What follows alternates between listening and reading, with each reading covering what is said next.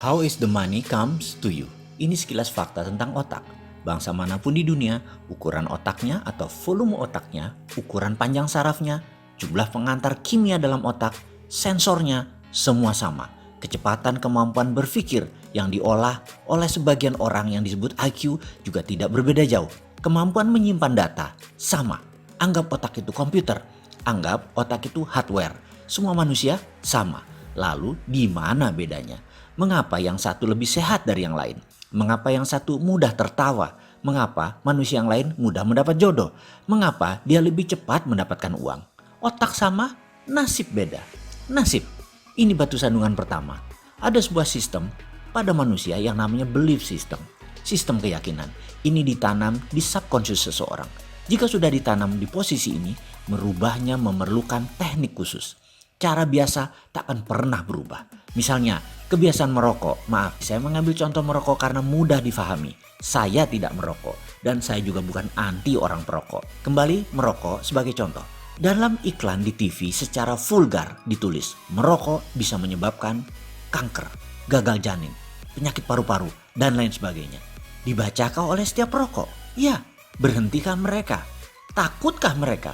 Tidak. Mengapa? Inilah kerja otak.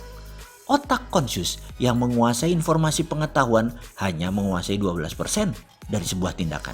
Sementara subconsciousnya, pikiran bawah sadarnya memberikan kontribusi 88%. Informasi tadi hanya menempel di conscious, tidak menjadi gerak.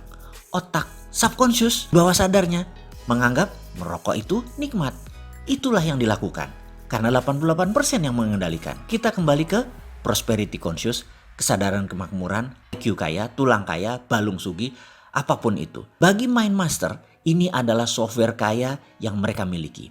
Kesadaran kaya adalah software. Saat ini ada 375 orang kaya memiliki software ultra kaya. Kenapa? Karena kekayaan 3 miliar manusia kalau dijumlahkan sama dengan kekayaan 375 manusia ini. Alias yang 3 miliar manusia tidak memiliki prosperity conscious. Mulai bisa menerima? Masih berat? Di mana nasib?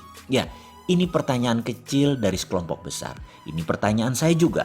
Saya mengalami jalan kehidupan yang naik turun seperti gelombang laut selagi badai. Saya pernah memiliki materi berlimpah yang dalam 3 tahun kemudian tinggal di rumah kontrakan dengan masih menanggung hutang besar lagi. Kemudian kembali berlimpah materi yang kemudian kembali terpuruk. Balik lagi naik ke atas, lalu terbalik di puncak dengan beragam kisah. Saya banyak bertanya urusan ini, urusan jalan hidup. Hingga saya memutuskan belajar kemanapun dan mencari kemanapun untuk mendapatkan jawabannya. Sampailah saya belajar ke Ramtha School of Mind di Australia di tahun 2001. Disinilah semua terungkap, setidaknya menjawab pencarian saya.